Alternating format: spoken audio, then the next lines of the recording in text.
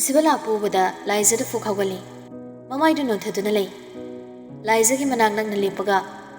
Phamo. Liza tamna phamthai. Punsibaso khonjel do itap tamna hari. Room janglo wari khar sanagadamni. Punsibagi wada dabada Liza do pakhatpagi mamai do bangmung sagali. Punsibana tablab haizarabaso mina tabadadi yam sathiba mina hairakpa mali.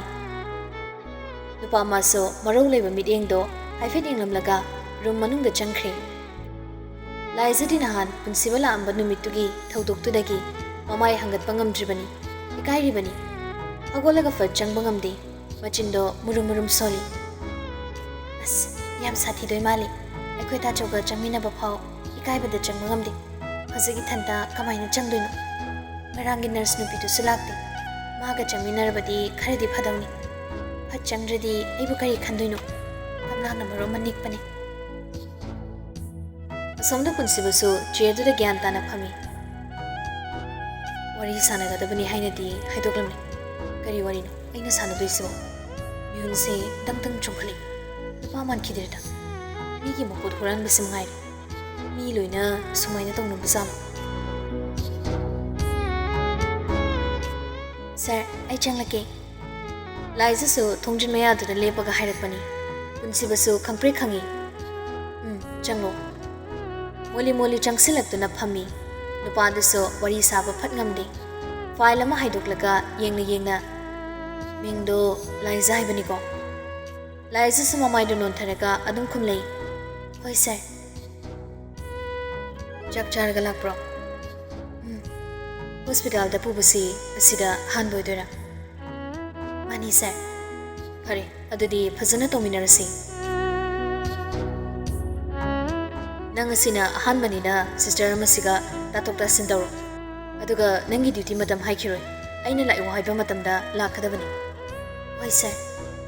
Sir, patient Nancy Fachangsin wa hairakpani. Aduga Liza lerambatuda chaplebi. Makata di. Ani tuda tingak yengduna lay. Punsiba Nancy da yengkhalay. Patient hazalakpa hoba yare. Nancy makok noma maga thokre. Punsiba do mamitu khuzilaga wakhalda su khali. Tanja chakhidrida. Liza da thokpu sungamda tofum khangda makut ani do suru nairaga lairabani. Punsiba su Liza na tofum khangdabagi matawdubada nokfe tawrei. Liza nang mapanda lairuro. BP check to khotba yaksilo injection gumba kapam daida ai harke ai sir moli thokre nupi do mong hada tumina thokriba nupi magi matau do munne yengduna lehawi bingam daba mugum nupa maso makhutuna thabak da thamlaga chimanda momonoktuna wakhalda sukhali kaigino mihun nangna asukana chonglisibo wa mapau phasana haiba ngamandi Tap chabi matau tuda amuka hena aigi chimbal siso hazin baga chapmani yumdagi haigi khanala kibanama haibanama thamuidanama chimbaldanama gyan tadreda tanjadada patient nupi ama changlei doctor khonjel duda gyan khangta tai sibado sorma sangna honthai masada irang langlibado phathana bu honei Changlak liba nupiduda mamai non khatuna yengi. Ahanoi rabi nupidu bada mamitre thokhidre nungai tana yengli. Choktaraba hakchang kharka kanglaba chimbal duga manjuna raba firol duga yamna wana leptuna lerami. Lepa phau inthina ngamdraba aduk sonba nupido kanasu loinaraktaba sumali yam phibam kaire. Ima amta thokpiyo aina nangi turn wali haidabro mapanda miyamna saunare. Nancy do changsilaktuna nupidu gi mukhuta pairaga chingna bukhonei nupidu kabli ibema ima si so honba wamen bagini mayam do saudana bok haibiyo nangna hairaga aini te yagadaba nate thorula ani du nangangnari budo taraga punsibado gyan khangda dai Nancy kedorge sir aina somna BP check tawringaida lona changsinkhrini magi mamangda mi ani lehori mayam do sauna hori Saubigano, imase sayam na war adunani. Punsibo do hogoli. Ima kedobogi saudino se sida gyantana phambiyo. Nancy Mukuto Kanta Tadui. Anupido, Jerdu the Gantana Pamtei. Nancy do Nupituda, Mamito Pining. Nancy, Asonana Hibisi, Pazana Luna Bigadabani. Imasi Pibum Sida, Adumanga Helibakarigino. Emergency Bumbani. Matung the D. Krakayong. Toyan. Mayam the South Nava, Nana Krahayo. Hoy say. Nancy do Kaikre, Mamito Pirabiang Magatokre. Punsibasu, Nupito don't slay. Ma, Karino Itabano. Ibunga, so one was Suyam White. Tabaxi Suyam Nanaba. Oh, Imaga Kanamta Lamina Debra. Lamina de. Agin Hibada, Kanas lady. Isanupi Malay, Mayum Pankre. Mapan the Lake Kibani. Angangunabagi, Masula Payadri. Agi Puroi Buduso, Mamang Tata later Bani. Upai lady. Itanta, Yawana Lagli Basin. Anubigi Wada Tabada, Punsibado Yam Naitre. Adudi, Sumaina Torsi. Imagi say, Tis Karsuto Badabani. Aduna Yum the so, me later Badina, Sido in a lero, Nab Patripo. Anubido Punsibada, Tinga King Laga. Ibunga, Hida win a Pibi Yaritra. See the labor high sea, I seba Hina Sule.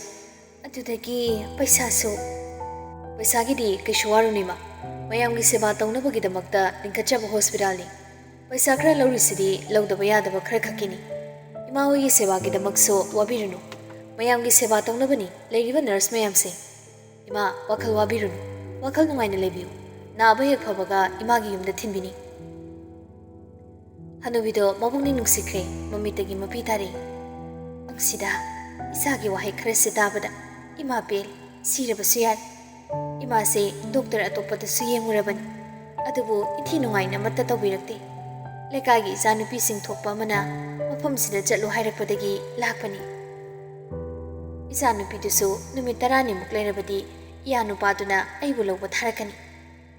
Oh, Adudi, Numitarani do, Sidanoina, Hidak Jaraga, Haksang Panaba, lying like a lyrico. Isati, Atamani. Isana Taruba Kudinda, my papoyu. Imagumi, Dola Taraba Canale, Sedeva Simbu, Itopi Ganuko. Hoima, Imagi left from Sinaba, Angankogi. Ado, Ima, Tabak Sinabro. When Sibana Tabamapa to the Pirate Harapani. Hoi, Ado I do Sunai, Kangdida. Anu Salapusida, Punga Danari. Pisuta Redima. Why is the Haina in a cold away? Hello, Renbeer. I hear room da me and Taro. Wheelchair Mopolo. Hoi.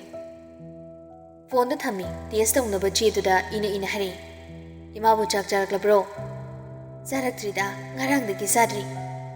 Kari Jaragi, Janum Talaktribo. Jabudi, Hotel the Tagli. Imase, Wakasiam the Kanbamali. The Estana Totoro. Aduga, Jagi Sing Satoblaga, Gantana Potaro. Ima, Kishukalunuko. Hoibu, Imasi, Manga Sapmani. Tanjada, Nupani Changi. Sir, Imasira Pudise. Hoi, Imagiti is Togodabani. Aduga, Hamburu Mamada, President Potalamu. Sir, Pisingi Rumda, Oidura Potandu Sibo. Nati, Sangaido in a Tambu. Hoi, Nupado, Hanubido on Silaga. Ima, Jealousy, Sida Pambio. Dibiga Yang Lagana, Yamnoina Lay Hanubido, Tamna got in a pummy. Ibunga, Iba Tokragiko.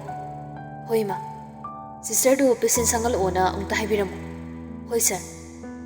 Asum Nubido, Puraga Chakre. Unsibaso, Nomino Mito de Lehui.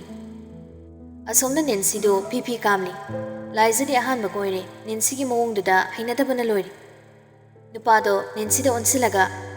Sister, Matang Tazalo Hiobani. Hoi. Nancy Congelona Sanahan be Changbayari Sanahan be our bro Sanahan be do Tahata Changli Yawi sister Changlage Nancy Su Sanahan be Giche to be Chango Sanahan be Susankre Asabodo Dinafom Kangda Liza do in a tannery Liza have a draw Ming Dubo Liza do Ikankangi Hoiche Adamina to mean a pumlagale Biabanati Masina Siori Haying the giddy patient sings there, BB check to Godabani, Miko to Coxin, Nanga to Godabani. Hoichi Sarna Manungagi, Wahira Podabudi, Ichangi, Dangi Ano was Soibanina, Nuairu, I never Krawakini. I could say, so Kratum Langmani. Nanga, coming on Matangi or Kidori Pony. Hoi che. Nang na tumina phamlaga lehobagini nupi do changsinkhibana haledana khoti chabak charini namina na sing panganu ko Nancy do laizada phairbiang lei cha thakadra ai di cha chak chare thangning de phare adudi ai cha thakluki nang patient singse mathang thajilu hoi haiduna makok nomi Nancy do laizada muni yenglaga wakhal de sukhali Hanadum nungai itap ladana nang nungai ni numit kyani thabak lak pangam banu yengi Machindo murum solam laga Nancy de thokre Laizadu he hinade sorma sang hon tharaga wakal du sukhali hoziki nupi duga thabak to bina doiro yam tan khreda isau khulang duga ai ba hing de gila ruisira akhoi ta chawda hairaga to sira khangdeda to payade ai thongna leigadabani ima hoi ta chawaina suk thawai nuai jari sida aina thabak toklage hairabadi yamna nungai roi ai to payade yana baloina bahaiduni Sister Manungdagi punsibana khangko koroputuda laizada pranglong chungkhali famlibado pukhogolaga hatu jangsili Sir punsibado mamai leithori Nancy di Sir cha thakpa thoki batangairi Oh adudi nang injection se amta kapiu se nang haidoi natro Konjal da tablap hairakpani laizadi mihun chongkhre tumina lei mamai non thaduna ahanba numitida injection kapado mata singna pakhali Laizana tumi leibudada punsibaso pisumani ru sukchalaga Laiza kari tore ahanba nina pakhali sarna takpiyo Itak harakpaduda punsibadu nokfe tori ngasigidi ai kapiragi heyingdagidi nangna kapkadabani ko kudubagi pakhalino pakhatkano adumaina tawradi yarare Waido haina punsibado phamlibado hogolaga idakto kamnabu khani Laizadu ikaiba phawi ikaiba khangbugi mamaido ngaksangang silai changsinduna punsibagi manakta lepi idakto kapaloibaga punsibado mamai leithorakpada Laizado luktharaga leirambatuda Laiza ikaira haibisu khangi kedori Laiza namai no thaduna leirabade ikang khangna mamaido munon khalei Sir kisidawdeda Hidak kapisidi yemo Punsibaso hidak to kapalori Laizado machi lengde tumina leptuna lei Mapanda piselangi use amukta tumina lehelucho Laizadi kadudagi thokningwa kuirabani tan chare khanna thuna thori Pungjinno kan thorakpaga sorama sangna honthei Mayam tumina lebiro sarna manungda ngangli mathangda pari ready lebiro thorakpaga changba yarni Mayamda tumin lainei Laiza su chair duda tamna phamthei nupa magi marau leiba mitingdo mitmangdo uri masado yeng hinadi karigino aina sikamna pakhali bisibo sir sisu aingona munna hekta yenglaga lerim han boi basida aina pangkhanda khanjin boireni da saudi khara dum kandori khang Laiza sarna ikawrakra Nancy na harakpani Laiza da khangpre khangi Kaure sister Kaigino Injection kapnaba Nancy da ipa pakhana Adudi ai kaur uyadro Aidi ichi leifam su khangde Adudi nang changlaga hidak to nang nakape Changbade ina changi Aduga hidak di kaptre Ahan boibududa ai sapakhatana Sarna oina kapkre Nancy usitana noi Hidak kapangamdradi nang kamaina nurse oidorigi Adudi yaroi bema Hagulase ai amuk phamge Nancy gi wata duda Laiza somukso ikaire phamlibada hagoli aduga wakhalda sakhali Sinu pisidi matha manine Asana patient singdo yengba loibaga punsibado room dagi thorei Nancy ga Laiza ga loinana emergency ward ta chali punsibana tawriba mawung matawdo munna yengli Laiza maso Nancy do Laiza ki mamangda punsibaga yamna naksanabadawna tawi Hanubi nupiduga wari watai ngak tawi ngasi kak loinabada punsibagi mawungse khara makhaidi Laiza su khangli Asumna duty lore leisembadi loidri Nancy di chakrabani punsibado yumda chanaba thori Laiza do matanta phamdana lerami Nangdi kanaga handoino, noi Dachoga handoira. Phone su Dachongna paikibani, karomna laikhrabano khangdri. Oh, I call dogi. Ngangnaringai cherektuda leisembado foot pausilei. Naubia, nang loirbo. I phone torke tormini. Punsiba nokfe tore. Nang kyang walige, angang se nang gahanmina kadabra. Ay pungmukti wali, ado ngairisano. Ay gahanmina dradi yaro. Matanda thadokiba nungaitri. Punsibado Liza hairap yenglaga. Liza, nang waradi ay thinbiram lagi. Yani de sir, Dachawga dum hanminarage. Pare, adudi ay thokrage ko. Hoy. Punsibado laisembada chalage hairam laga thokre. Laisembado chirama lauraga Liza ki manakta phami. Sida phamo. Liza su tamna phamthai. Laisembado Liza da nungsini yenglaga. Wabro nawbia. Wadeda. Kamaina tawya adum hainabra. Doctor Riam chami. Isaw kabuk langi. Ado aingonda di phasana loinabi. Aduga aiga leiminaba nupido khara nungaidau mandi. Era adugibu mayam marakta thoradi mi makal thengnarakani. Adu ngamnabane honagadabani. Ngak phamko. Tacha phone do amta. Leisema phone do loktuktuna Liza de pi. Liza su phone do yenglaga leire. Talaktuda Ningol ki message lai. Tacha horen halakpada hairo wari aruba masana daba yadre. Liza su hapit ui aduba message do jangsiluraga parudre machinda murum soli. Asina kari mutawrazano hanglubasu yaroido. Ngasarigi laptakna gari manungda phomlaga Liza ki mataw yengliba punsibado Ranbir ki number da call toksili. Hello? Daw, kana lerino. Itantani ke dorage.